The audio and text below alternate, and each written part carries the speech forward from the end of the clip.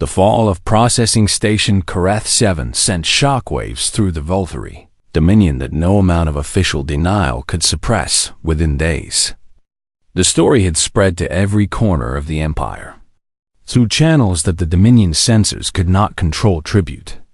Workers whispered to each other about the humans who had defeated the Compliance Division and proven that resistance was possible. Species who had served the Dominion for generations began asking questions that they had never dared to voice before on mining colony Keth 9. The entire Scree workforce refused to descend into the tunnels until their safety concerns were addressed, and the local administrators discovered that threats of punishment no longer produced the immediate compliance they expected. On agricultural world Moleth Prime, Morath workers organized a council that demanded representation and decisions affecting their communities, citing the precedent established by the humans of Karath 7 on a dozen other facilities across Dominion space. Tribute species began testing the boundaries of their servitude in ways that would have been unthinkable just months before the Dominion High Council convened an emergency session to address what they termed the human contamination. And for the first time in centuries, genuine fear entered their deliberations. The tribute system is the foundation of our entire economy, Senior Administrator Velkoth reminded his colleagues, his ancient voice carrying the weight of someone who understood exactly what was at stake. If we lose control of the worker population, we lose everything that makes the Dominion possible. Other council members proposed various solutions ranging from increased military presence to selective deportation of problematic species, but every option required resources that would strain the Dominion's ability to maintain order elsewhere. And the council members knew that showing weakness in one area would only encourage resistance in others. Ambassador Kethrall, who had personally overseen Earth's integration into the tribute system, finally spoke the words that no one else was willing to say. "We must negotiate with the humans," he announced. And the silence that followed his statement revealed just how devastating the admission was for everyone present. "Negotiate?" repeated Velkoth, as if the word itself was foreign to his vocabulary. "We cannot crush them through force without destroying the very assets we need to maintain," Kethrall explained. "And we cannot ignore them without admitting that the Dominion can be defied successfully." He looked around the council chamber at faces that had never known doubt about their own supremacy. "But we can perhaps convince them to moderate their influence in exchange for concessions. That cost us less than continued conflict." He concluded. The council debated for hours before authorizing Kethrall to return to Earth with an offer of negotiation. It was the first time in Dominion history that such an offer had been extended to a tribute species, and everyone understood that the gesture itself represented a fundamental shift in the balance of power. Director Yoon So-jun received word of the approaching Velthari diplomatic vessel with quiet satisfaction. He had gambled everything on the hope that Earth's most dangerous citizens would rise to a challenge greater than anything their criminal careers had prepared them for. And they had exceeded even his most optimistic projections. The meeting took place in the same Geneva conference room where Kethrall had first delivered his ultimatum. But the atmosphere was very different this time. The ambassador entered without the confident superiority that had marked his previous visit, and his four eyes studied Director Yoon with something that might have been respect. "The Dominion wishes to discuss modifications to the tribute arrangement," Kethrall began, choosing his words with obvious care. "Earth has certain proposals that we believe deserve consideration." Director Yoon replied, sliding a document across the Duarsta table that contained terms the Dominion would never have entertained before. Karth 7, the humans demanded the immediate release of all Earth tribute workers from Dominion facilities. They demanded the abolition of the tribute system for any species that formally requested independence. They demanded recognition of Earth as a sovereign power not subject to integration or economic coercion, and they demanded that the Dominion establish formal diplomatic relations with humanity as equals, rather than subjects. Kethral read the document with growing disbelief, his gray features displaying emotions that his species rarely permitted themselves to show. These terms would fundamentally alter the structure of Dominion society. He protested. Director Yoon nodded calmly, as if this observation was entirely expected. Then perhaps Dominion society requires fundamental alteration, he replied. The negotiations lasted for weeks, with Kethral returning to the High Council multiple times to relay human demands and receive updated instructions. The Dominion tried to bargain and delay and find compromises that would preserve their essential authority, but the humans refused to yield on any of their core requirements. In the end, the High Council accepted the human terms because the alternative was a conflict. They could not win without destroying the empire they were trying to protect. 6 months after the uprising on Karath 7, transport ships began arriving at that Earth, carrying the tribute workers who had been scattered across Dominion Space Park. Jinho stepped off the first ship to land in Geneva, his eyes adjusting to the natural sunlight that he had not seen in over a year. Director Yoon was there to meet him, along with representatives from every major Earth government and a crowd of citizens who had followed the news from the stars with growing pride. You accomplished everything we hoped for and more, Yoon told him as they shook hands. Jinho looked at the crowd of faces watching him with gratitude and admiration, and he felt something that he had not experienced since the crimes that had sent him to prison.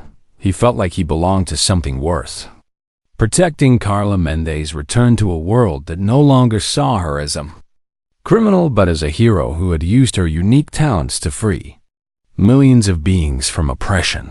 She received a full pardon along with every other prisoner who had volunteered for the tribute mission, and she surprised everyone, including herself, by accepting a position advising Earth's government on interspecies relations. Dr. Emil Vasquez was offered a research position at the most prestigious scientific institution on the planet, with full resources to continue his work under ethical guidelines that he genuinely agreed to follow. He had discovered something on Karath 7 that his previous career had never provided, which was the satisfaction of using his brilliance to help rather than harm across the galaxy. The species who had been freed from Dominion tribute requirements began building their own futures for the first time in generations. The Morath established cultural exchanges with Earth, finding in humanity a species that valued their gentle wisdom. The Scree became invaluable partners in exploration missions, their natural stealth and technical aptitude making them perfect companions for human crews venturing into unknown space and everywhere that freed species gathered. They told stories about the humans who had taught them that submission was a choice on a small Morath colony world. A young child named Tavana sat with her mother watching the stars appear in the evening sky. "Mother, tell me about the humans again," she requested. As she did every night before sleep, her mother Velana smiled at the memory of the fierce small creatures who had changed everything. "The humans are strange beings from a strange world," she began, "and they keep their most dangerous people locked away from everyone else." "Why?" asked Tavana, as she always did. "Because humans understand that some of their own kind are capable of terrible things," Velana explained. "And they believe that protecting others from that darkness is more important than using it for themselves." Tavana considered this with the seriousness that only children can bring to important questions. "But they sent those dangerous people to help us," she observed. "Yes," her mother agreed. "Because when the Dominion threatened humanity, the humans decided that protecting their new family was worth releasing their monsters." "Are humans scary?" Tavana asked. Velana thought about Jinho and Mendez and Vasquez. and she remembered the fierce joy in their eyes when they had watched. Tribute species celebrate their first moments of freedom only if you make them your enemy, she answered. And only if you threaten the people they have chosen to protect. Tevin had nodded as if this made perfect sense.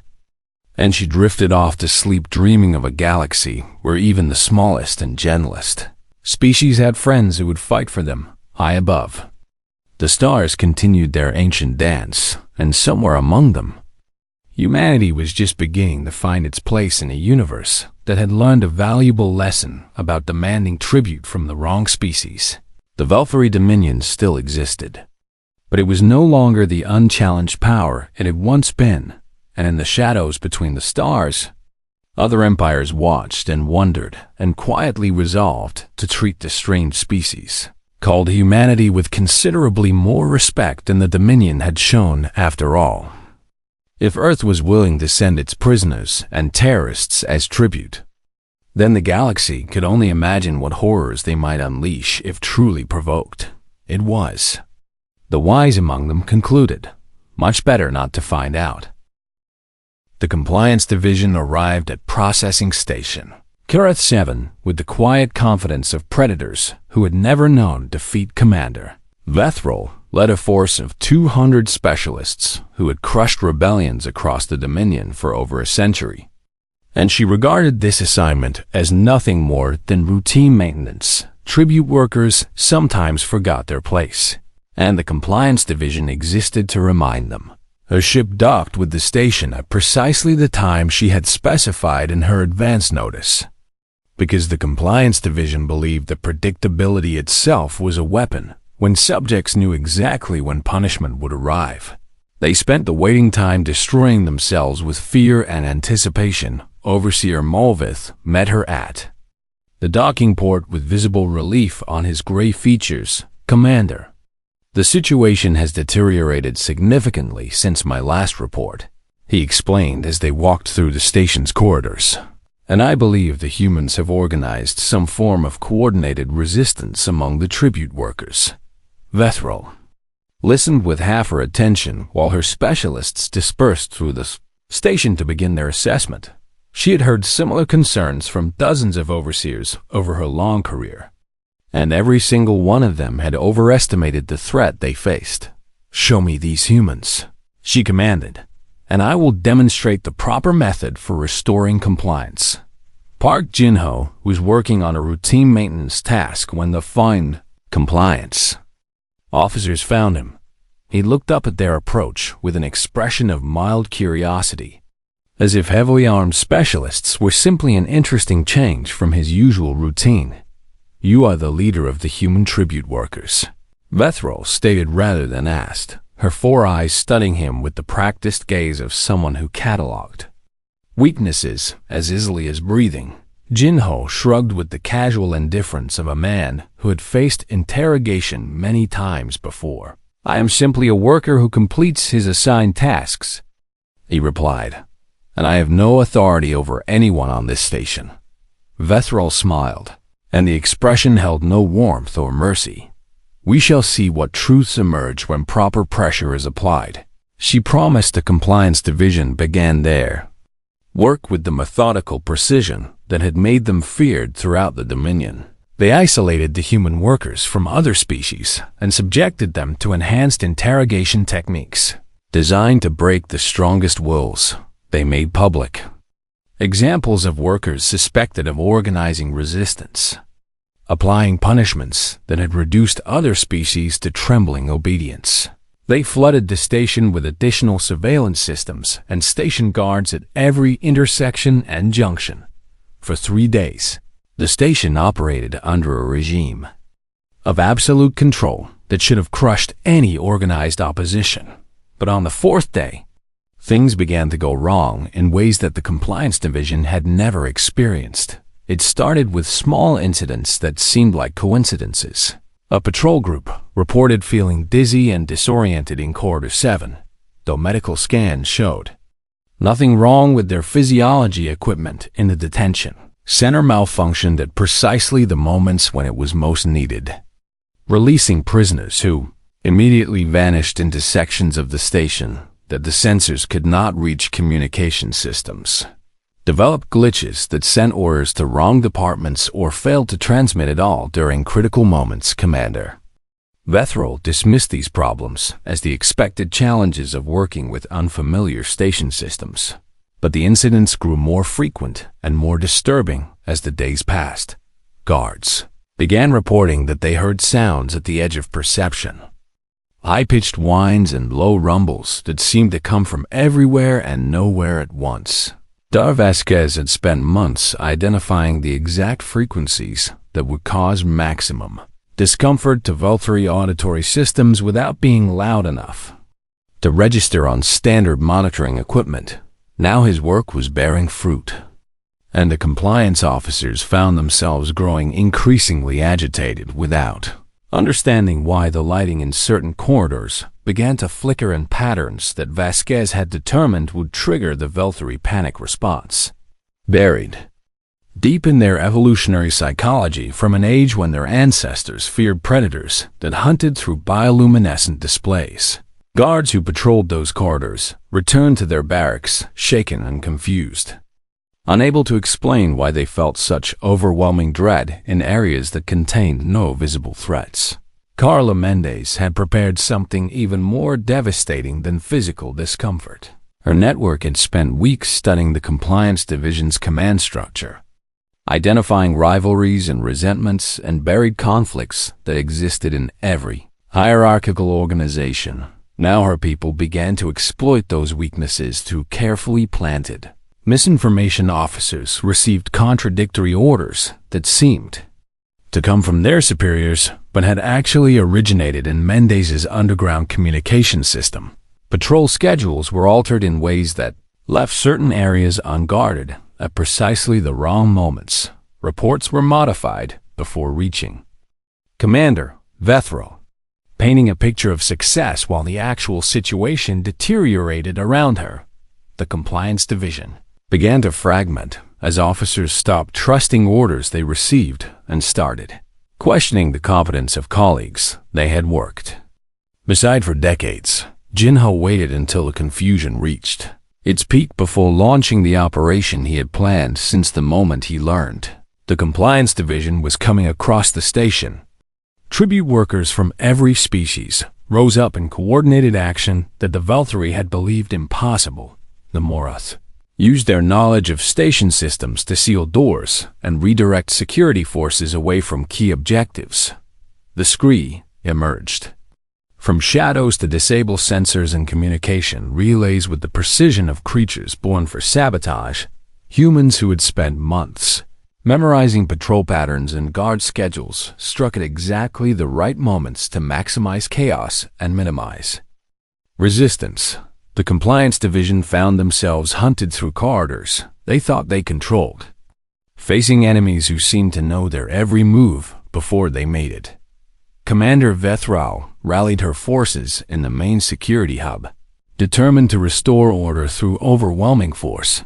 But when she tried to coordinate her scattered specialists, she discovered that her communication systems had been compromised so thoroughly that she could not trust any message she sent or received.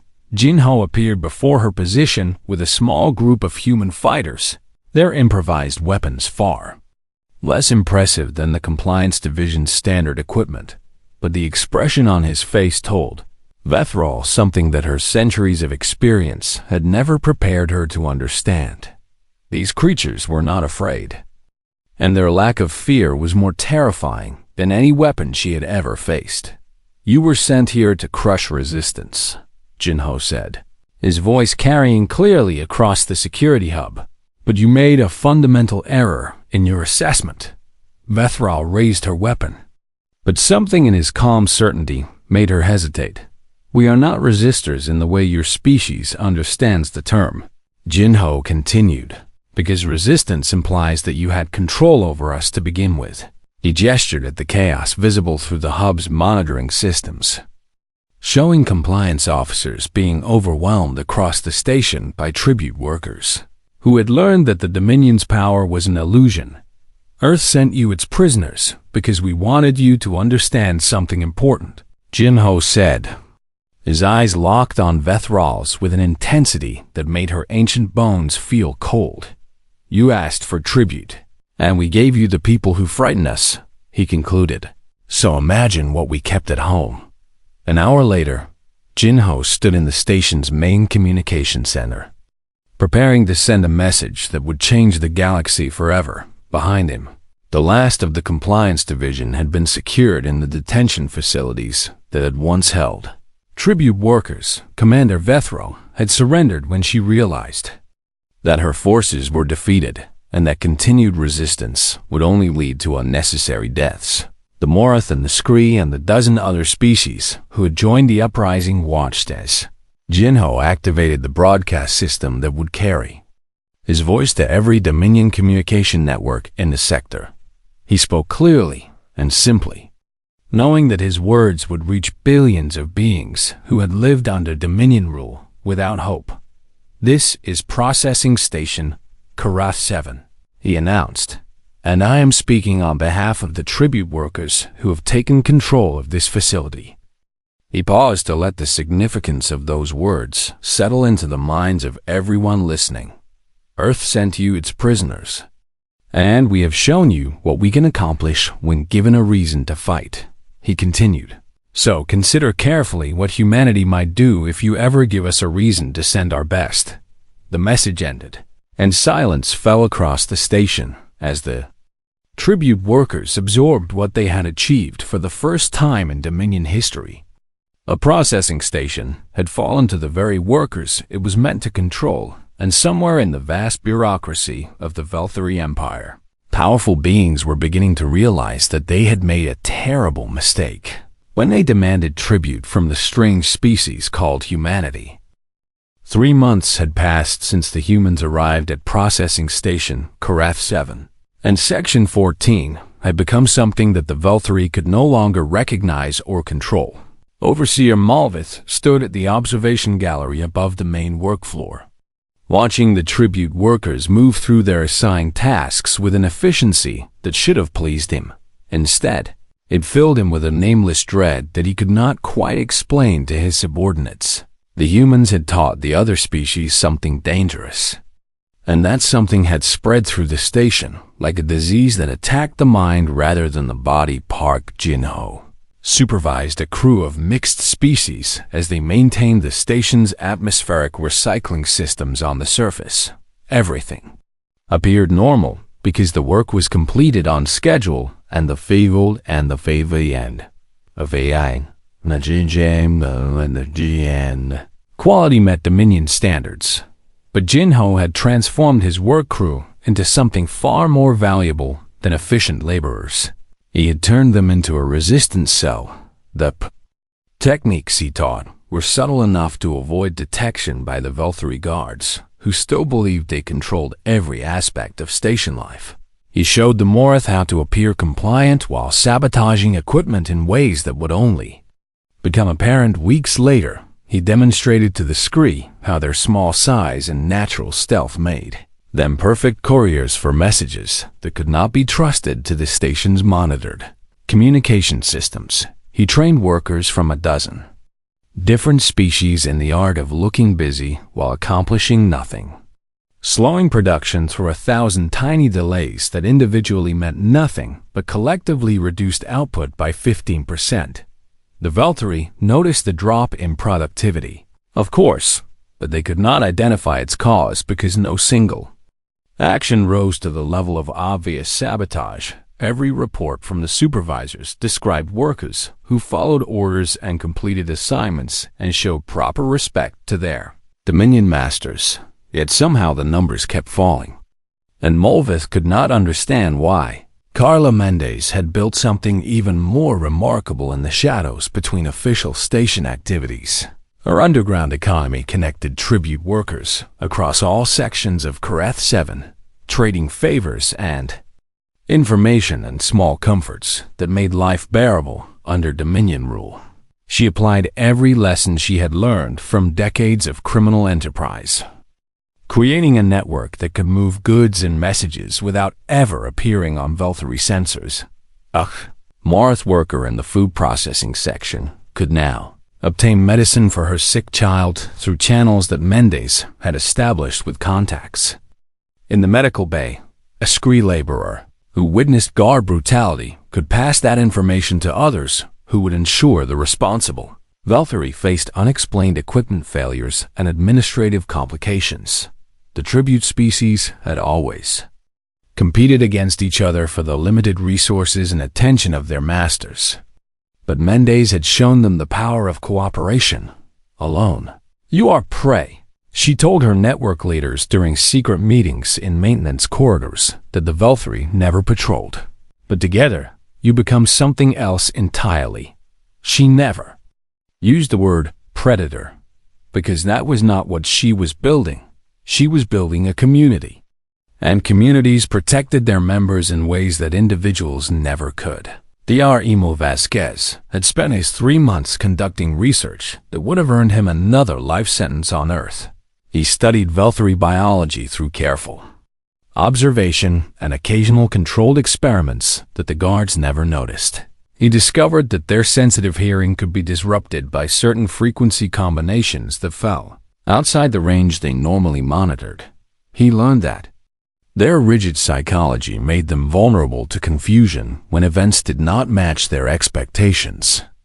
Because the Valkyrie mind processed the universe through strict categories that left no room for the unexpected. He cataloged dozens of weaknesses and shared them with Jinho and Mendes through dead drops and coded messages that traveled along the underground network. "They are not as powerful as they believe," Vasquez explained during a rare face-to-face meeting with the other human leaders, "because their entire system depends on the assumption that tribute species will remain passive and obedient." Jinho nodded slowly, his tactical mind already incorporating the new information into plans that had been forming since his first day on the station. They have never faced a species that fights back through means they cannot identify, he observed, and that gives us an advantage they cannot counter. Word of what was happening on Kareth 7 began to spread beyond the station's metal walls. Tribute workers who completed their service terms and moved to other Dominion facilities carried stories of the humans who had taught them to resist. They whispered about the small, fierce creatures from a backwater world who refused to break under orientation and who had shown other species that submission was a choice rather than an inevitability on Processing Station Vera 3. A group of Marath workers organized a slowdown that reduced output by 20% before the Valkyrie could identify what was happening on Mayan Colony Keth9. Scree laborers began disappearing from their assigned tasks for hours at a time, conducting activities that their masters could not track or control on agricultural world Moleth Prime. Tribute species from 4 different civilizations formed their first joint council to address common grievances through collective action. The Dominion's administrators noted these disturbances with growing concern, but they could not trace them back to any single source. The human name for what was spreading through the tribute worker population was resistance, and it was a concept that the Valkyrie had no framework to understand. Overseer Mulvith requested a meeting with Dominion High Command to express his concerns about the unusual behavior he was witnessing on Kareth 7. The humans are somehow corrupting the other tribute species, he reported through the secure communication channel that connected his station to the seat of Dominion power, and I believe they represent a threat that we have not previously encountered. The High Command representatives listened with the patient condescension that superior officers always showed toward subordinates who worried about trivial matters. "Tribute workers have attempted resistance before," responded Senior Administrator Velkoth, whose ancient face displayed the calm certainty of someone who had managed the Dominion's labor force for centuries, "and we have always brought them back into compliance." Mulvith tried to explain that this situation was different, that the humans seemed to understand Dominion psychology better than any previous species, that their influence was spreading in ways that defied conventional countermeasures. But the High Command had heard similar warnings before, and they had always proven to be exaggerated. Continue standard operations. Velkoth instructed, and report any escalation through normal channels. The communication ended, and Molvith was left alone with his fears and his increasingly useless authority that night. Jinho gathered his most trusted people in a maintenance shaft that ran beneath the main power distribution center. Mendez was there with her network leaders, and Vasquez had brought detailed schematics of station systems that he had pieced together from hundreds of separate observations. The Dominion will eventually realize that something is wrong here, Jinho announced. And when they do, they will send their compliance division to restore order. The others nodded because they had all heard stories of the compliance division and the brutal efficiency with which they crushed resistance wherever it appeared. We have perhaps 2 months before they arrive, Jinho continued, and in that time, we must prepare something that will show the entire Dominion what happens when you underestimate humanity. Mendez smiled her predator smile, and Vasquez's eyes gleamed with the excitement of someone about to conduct his greatest experiment. What exactly do you have in mind? Mendez asked. Jinho looked at the faces around him, seeing humans and Morath and Scree and a dozen other species united by 3 months of shared struggle and growing trust. I want to give them exactly what they expect, he answered, and then I want to turn their expectations into a weapon that they will never see coming. The planning session lasted until morning, and when the tribute workers emerged into the station's artificial daylight, they carried with them the seeds of something that would shake the foundations of an empire. Valkyrie Processing Station, RF-7, hung in the void of space like a metal spider waiting at the center of its web. And the human transport ship approached it with the slow inevitability of prey walking into a trap. Except these particular prey had teeth that the spider could not imagine. Station Overseer Molvith watched the incoming vessel through the command center's main viewport, his 4 eyes narrowing with practiced contempt. He had processed tribute workers from dozens of species over his long career, and he had learned that the first few days were always the most important. Break their spirits quickly, and they became obedient laborers for the rest of their service terms. Allow them to maintain hope, and they became problems that required constant attention. The humans appear physically fragile, observed his second-in-command, a younger Velthari named Teshrel, who still believed that the universe held surprises worth fearing. All soft species appear fragile until we show them their proper place, Molvith replied with the certainty of long experience. And these creatures come from a world that has never known true hardship. The transport docked with a gentle shudder that traveled through the station's metal bones, and Molvith made his way to the processing bay to personally oversee the arrival of Earth's first tribute offering. 300 humans filed out of the ship in orderly lines, their gray uniforms identical and their faces carefully blank. Molvith studied them with his merchant's eye, cataloging their physical characteristics and potential usefulness. They were smaller than Velthari by a considerable margin, and their soft skin suggested vulnerability to environmental hazards. Adequate specimens, he pronounced to Teshrel, though they will require conditioning before they can be assigned to labor details. Park Jinho stood near the front of the human group, his eyes moving constantly as he absorbed every detail of the processing bay. He noted the positions of the guards and the locations of the doorways, and the subtle body language of the Velthari who watched them with such obvious disdain beside him. Carla Mendez cataloged the same information through her own lens of experience, identifying power structures and potential allies among the other tribute species who huddled in separate sections of the massive bay. She spotted the Morath immediately because they were impossible to miss, tall and willowy with skin like blue silk. The Morath moved with the gentle grace of creatures who had never evolved for conflict. and their large dark eyes held the defeated resignation of a species that had long ago surrendered. To Dominion rule, the Scree were harder to notice, because they were small and kept to the shadows. Their bodies resembled something between a lizard and a cat, and their quick nervous movements spoke of prey animals who survived through speed and stealth rather than strength. Dr. Emil Vasquez observed the Veltari guards with clinical detachment, noting the way they moved and breathed and reacted to stimuli. His brilliant mind was already constructing theories about their biology and psychology.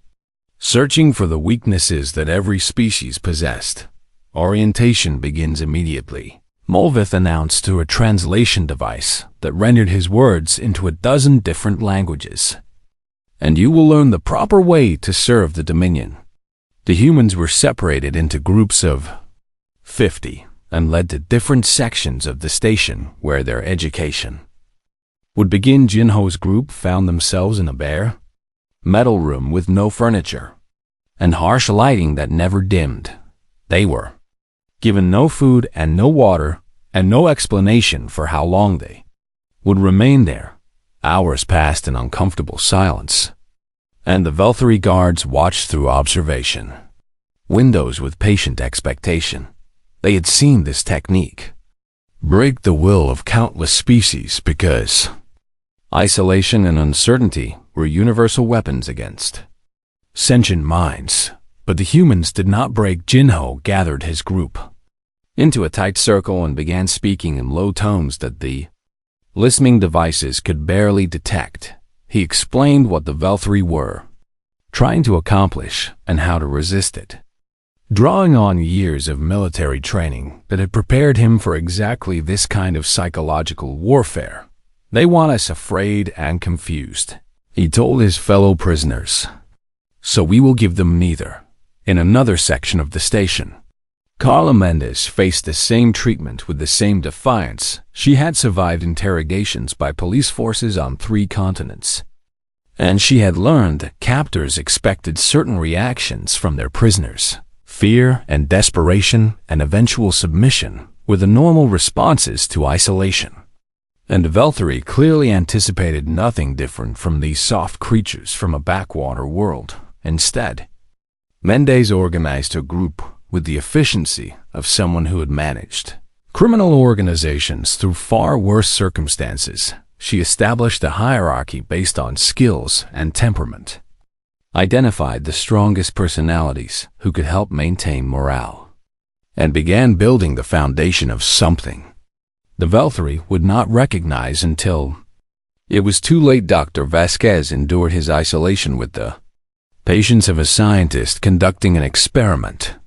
He counted the intervals between guard patrols and analyzed the composition of the air and studied the subtle vibrations that traveled through the station structure. Every piece of information was a data point that might prove useful later, and he filed each observation away in the vast library of his remarkable mind. 3 days passed before the Veltari concluded that the standard orientation techniques were not producing expected results. The humans had not begged for food or water, had not turned against each other in desperate competition for resources, and had not shown any signs of the psychological breakdown that usually preceded submission. Overseer Molvith reviewed the surveillance recordings. With growing confusion, they are communicating despite the isolation, Teshra observed, pointing to the tight groups that had formed in each holding area. And they appear to be organizing rather than fragmenting. Impossible, Molvith declared. Though his voice carried less certainty than before, no tribute species has ever resisted orientation through simple communication. He ordered the guards to increase pressure on the humans by introducing physical discomfort through temperature variations and random, loud noises designed to prevent sleep. The humans adapted within hours, sharing body heat when the rooms grew cold and establishing watch rotations that allowed some members to rest while others remained alert. Word of the strange new arrival spread through the stations. tribute worker population with the speed of desperate hope, the Morath whispered to each other about the small, fierce creatures who refused to bow. The Scree watched from their shadows with growing curiosity about species who met Velthari cruelty with something that looked almost like amusement. Jinho made contact with the Morath through a work detail that brought different species together for manual labor assignments. He spoke to them quietly while moving heavy containers under the watchful eyes of guards who did not understand human body language well enough to recognize conspiracy. How long have your people served the Dominion? He asked a Morath named Velana, whose gentle face bore the marks of years of quiet suffering.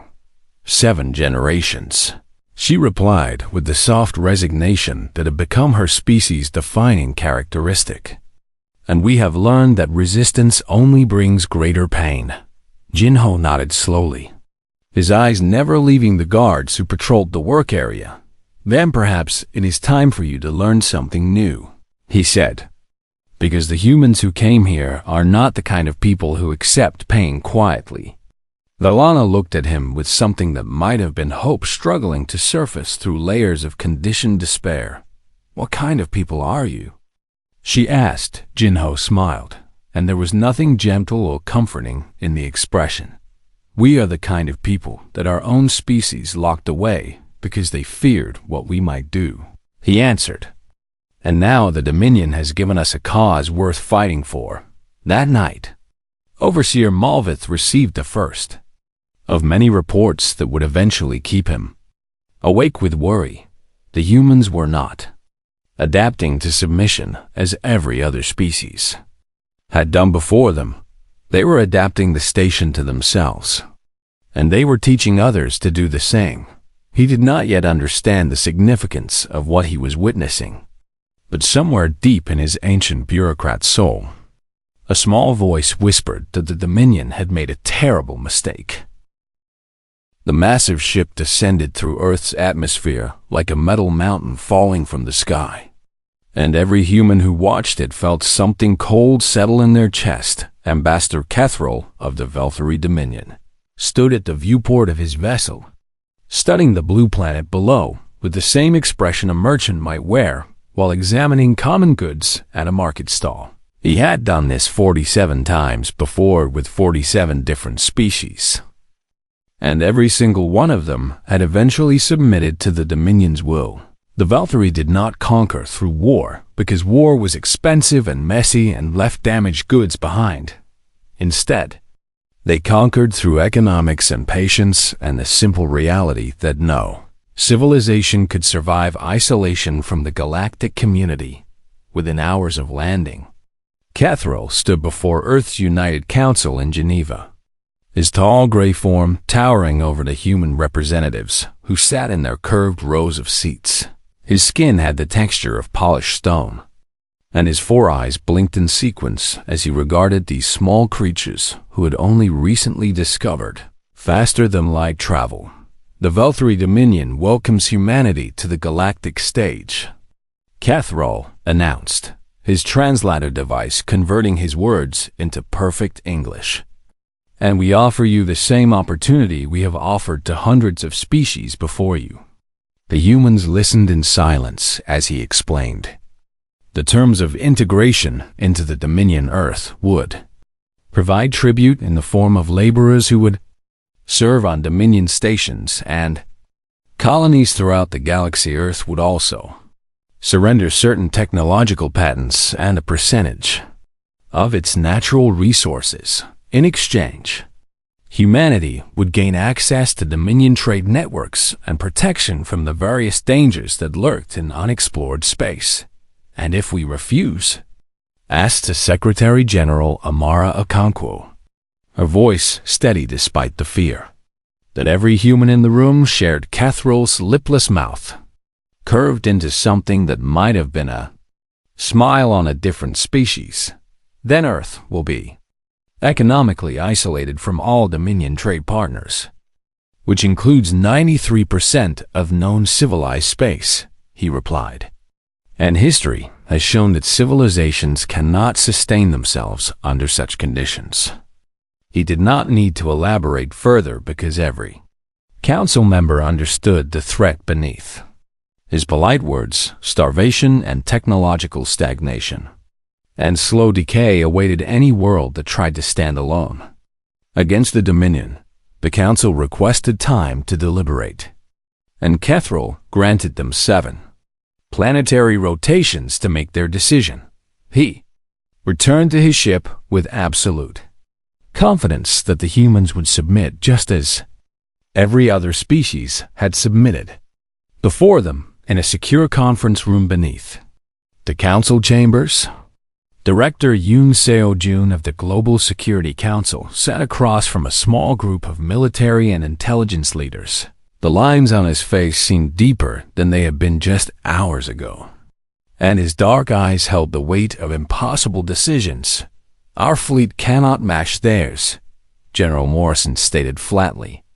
"And even if we could win a military engagement, the economic consequences would destroy us within a decade. Compliance seems to be our only viable path," added Minister Chun. Though her voice carried no enthusiasm for the option she presented, Director Yoon remained silent for a long moment. His fingers steepled beneath his chin as he considered something that the others had not yet imagined. "The Dominion wants tribute laborers," he finally said, "but they have not specified what kind of laborers we must send." The room fell quiet as the other leaders processed his words. "They expect us to send our best and brightest," Yoon continued. "Engineers and scientists and skilled workers who would serve the Dominion faithfully and cause no trouble." He leaned forward, and something dangerous flickered in his eyes. "But what if we sent them something different entirely?" he asked. "What if we sent them the people that humanity itself fears?" General Morrison's eyebrows rose as understanding dawned on his weathered face. "You want to send prisoners," he said slowly. "Not just any prisoners," Yoon clarified, "but the most dangerous minds in our prison system. And I want them to go willingly with full knowledge of what we expect from them." Minister Chun shook her head with obvious concern. "The Dominion will never accept convicted criminals as tribute," she protested. "The Dominion has never asked about the background of tribute workers from any species," Yoon countered, "because they assume that civilizations will send compliant citizens who want to please their new masters." He pulled up files on the holographic display in the center of the table, showing profiles of prisoners from maximum security facilities around the world. "These are people who have spent their lives understanding how systems work and how to break them," Yoon explained. "And they have skills that no ordinary citizen possesses." The other leaders studied the profiles with growing uncertainty. They saw former soldiers who had crossed ethical lines that others would not approach. They saw criminal masterminds who had built empires through manipulation and violence. They saw scientists whose research had been deemed too dangerous for civilized society. "We offer them reduced sentences in exchange for service," Yoon proposed. "But we also give them something more valuable than freedom." He paused to let his words carry their full weight. "We give them purpose and a chance to use their talents for something greater than themselves," he finished. The debate lasted for hours, but in the end, the council approved Yoon's plan because no better alternative existed. 1 week later, Ambassador Kethril received Earth's formal acceptance of the tribute arrangement, and he noted with satisfaction that the humans would be sending their first batch of workers within 30 planetary rotations. He did not bother to investigate the backgrounds of the tribute laborers because such details had never mattered before. Labor was labor, and frightened workers were easily controlled, regardless of their previous occupations. On the morning of departure, Director Yoon stood in a vast hangar where 300 prisoners had assembled in neat rows. They wore simple gray uniforms, and their faces displayed a mixture of curiosity and dark anticipation. Park Jin-ho stood at the front of the formation, his military bearings still evident despite years of imprisonment. Beside him was Carla Mendez, whose reputation for strategic violence had made her a legend in criminal circles across 3 continents. Near the back stood Dr. Emil Vasquez, whose brilliant mind had created wonders and horrors in equal measure. Yoon addressed them without ceremony or false promises. "You are not going to the stars as slaves," he told them. "And you are not going as reformed citizens seeking redemption." His voice carried across the silent hangar with absolute clarity. "You are going as weapons that the Dominion does not know it has asked for," he continued. "And your mission is simple." He met their eyes one by one, seeing understanding dawn in faces that had long ago abandoned innocence. "Learn everything you can about our new masters," Yoon instructed. "Find their weaknesses and teach the other tribute species that submission is not the only option." Jin-ho stepped forward and spoke for the group with quiet intensity. "And when the time comes?" he asked. Yoon allowed himself a small cold smile. "When the time comes, show them why Earth keeps its monsters locked away," he answered, "and make them regret ever asking us for tribute." The transport ship lifted off 3 hours later, carrying its cargo of human darkness toward the stars. The Valkyrie had demanded tribute from Earth, and Earth had answered with a gift that would shake the foundations of an empire. They just did not know it yet.